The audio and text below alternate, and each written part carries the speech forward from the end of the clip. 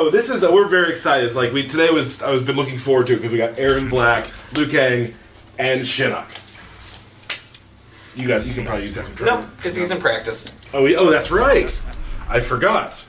We're also going to discuss how practice mode works. Yes, we're filled with a lot of things today. So we have a nice little training room that you can use, and it's gonna be really nice. Good one. That was That's a really nice training room. It's going to be really nice. I didn't know what to say. Here's the bonus in the practice mode. We don't have to wait for each other. Right. What? They will not speak to each other. So this is Imposter Shinnok, the one that I use the most. Yeah, so I'm gonna go over his basic move first. Cool. So Shinnok, he's got an amulet blast where he grabs his amulet and does a little short range blast with it. And then the enhanced version of it is just a bigger blast. This move actually, if I can go and make the Sub-Zero, I'll give Derek control. Oh. If you shoot an ice ball, you shoot another one. You can actually stop projectiles with You that. can cancel it. Nice. You didn't want to do it again. Yeah, I'll take Derek off of controls. That's actually good. You make one mistake. Paul has a low tolerance. He also has this triple ground blast, which hits 3 different ranges. It always does all 3 blasts, and it's more meant to like cause your opponent. And you can enhance this move after it hits, just sort of the combo string. And you can enhance it on each hit. So you can do the second one enhance it, or just the first one enhance it. So somebody's blocking it, and you can get them out. You can trick them and make them out.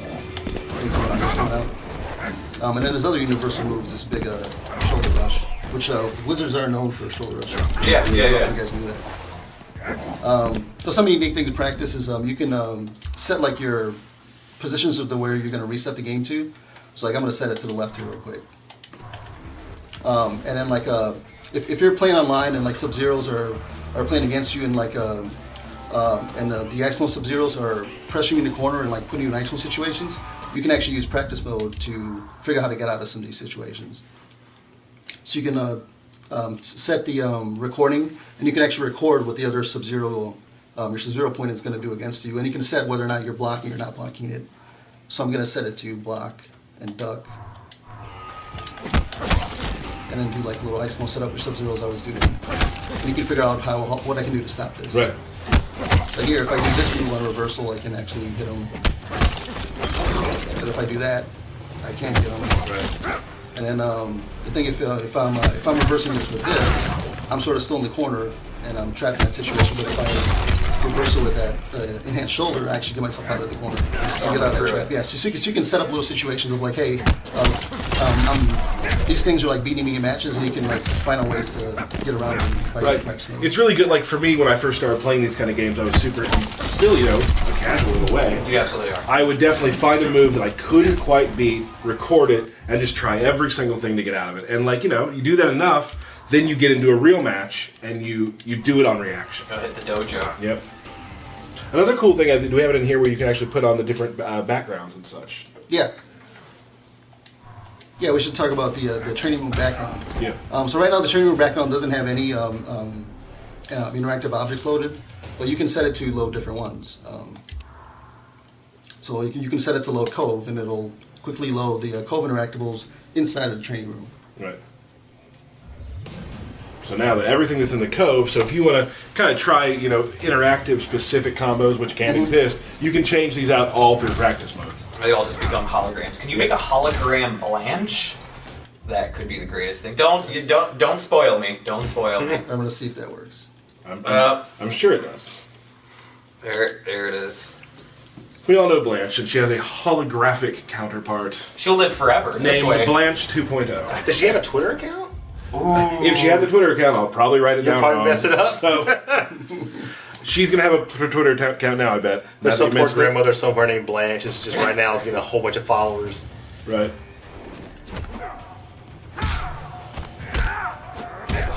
Death calls for you. Let's try to go through some of Imposter's stuff he does, too, then. Yep. What's special to him? So Imposter Shinnok gains the ability to steal moves from his opponents. So against Sub-Zero, if I land this move, you notice that my runes change color on my outfit. So that means that I now have a stolen special move. So with this one, he actually steals the ice ball from Sub-Zero. And then every character he steals a different Yeah, he move steals a from. different move from. So if you play as Imposter Shinnok, it'd be best for you to learn. You can learn different combos Yeah. for every single character you play. And it's going to be very matchup dependent. Where sometimes Imposter will be very good in some matchups, and in other matches it might not be as good. But for like Sub-Zero example, you can combo into the move steal, and then now I have a stolen ice ball, and then you can actually combo.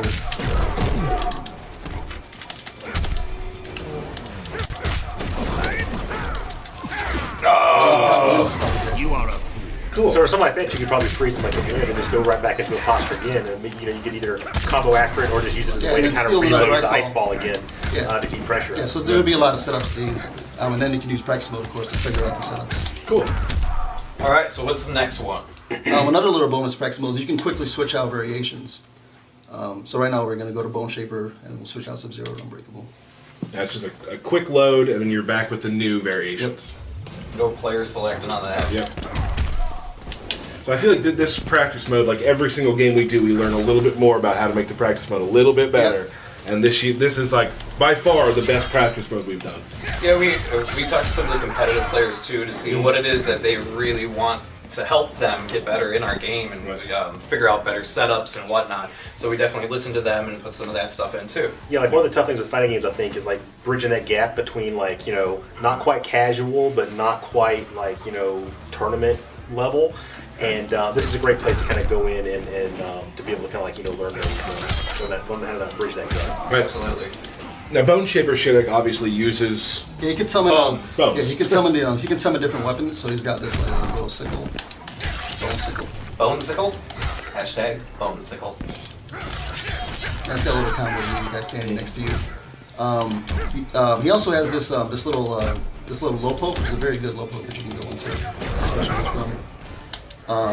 And then Bone Shaker, he can slam the icicle on the ground, which is actually a ground pound, which hits you on the screen.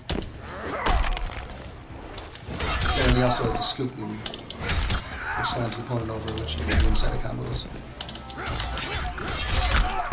nice. And he also pops the guy over. I Awesome. think his amulet gets changed as well, doesn't it? Yeah, his amulet, he actually uses the little The weapon that he handle, has, the hilt, the handle that he has that forms into the other weapon.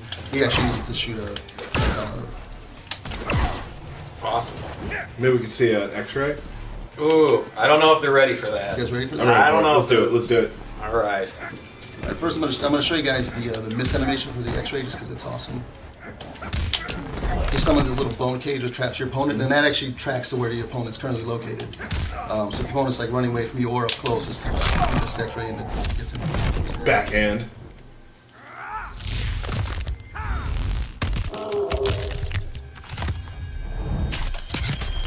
You thought he was done. No. Nope, not No. done. Not done. Let's go to his third variation.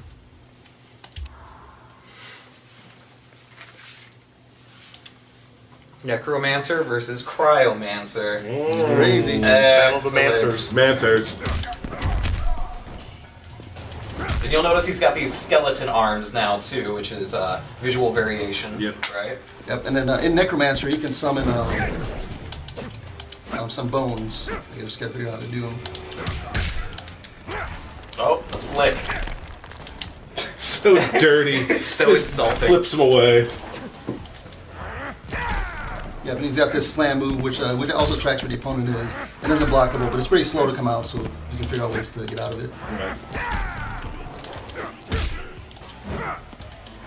And of course he has a grab, which also tracks where the opponent is, and you can do side combos. Which is like classic Shinnok too. Yeah. Yeah. Absolutely. Can you enhance that move? Yep. And it has to be the first bounce. Bounce. Yeah. Get a little more combo action. Nice. Cool. You have a hologram Blanche. Blanche. Blanche 2.0. Oh. Still feel bad for her every time. Cool. Is there anything else, really? No, in Bone Shaper that's pretty much it. It just gains the new bone special moves. Awesome. Gotcha. Cool. Well, excellent.